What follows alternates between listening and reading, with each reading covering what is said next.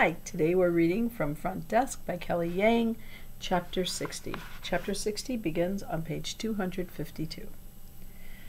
Mom! I raced up the stairs, two at a time. My parents were in the middle of cleaning room 22. My mother was holding Windex in one hand and Lysol in the other.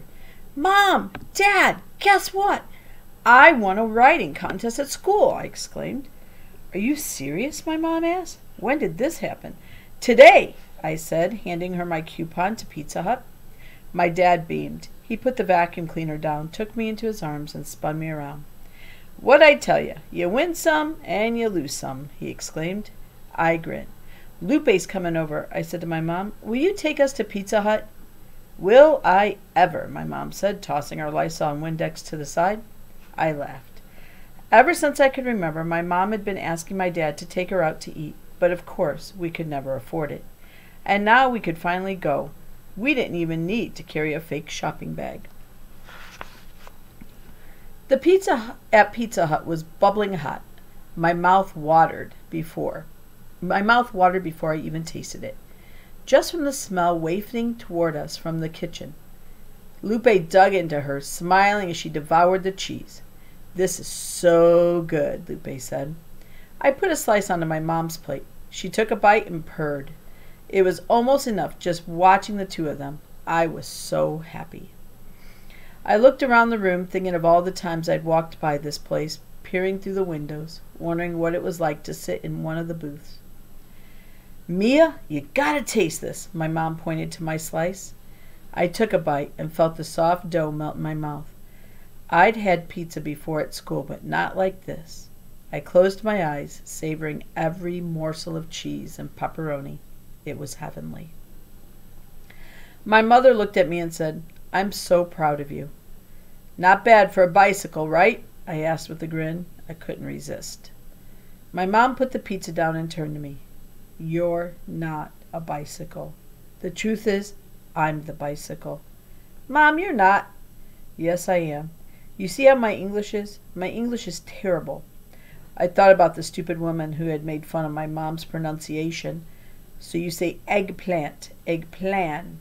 Who cares? My mom shook her head. It's not only that, it's everything.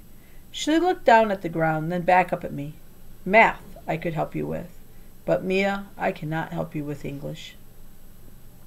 I finally understood why my mother had been saying all these things.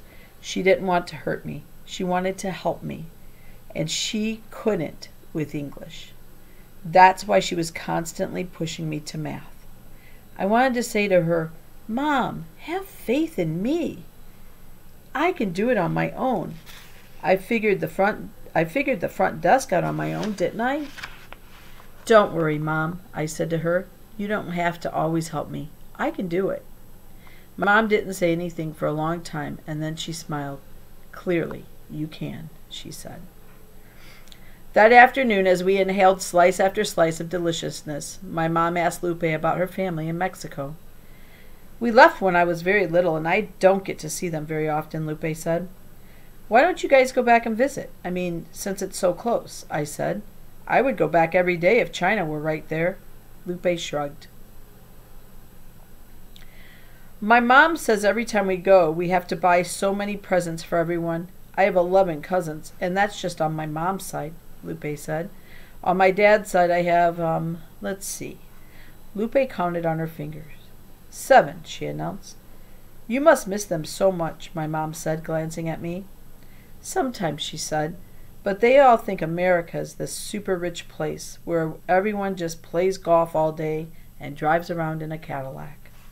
My mother laughed. It's the same with my siblings, my mom said. I think they get that from the movies. Lupe sighed. I wish there was a movie that told them what it was really like, Lupe said. My mom shook her head. No way, my mom said. That would be so embarrassing. Lupe reached for another slice. This is really nice, by the way, Lupe said, looking at me. Thanks for inviting me. I smiled back at her. There was nobody in the world I'd rather share this with. Well, except... Hey, should we save some for Dad? I asked. I bet he'd never tasted anything like this before. Real pizza, not the frozen kind from the grocery store. Against our stomach's loud protest, I put my slice down, and so did my mother. She raised her hand for a to-go box. Back at the motel, we found my dad in the kitchen making himself some rice with cabbage. "Forget the cabbage," my mom said with a smile as she handed him the pizza box. "Look what your daughter brought you."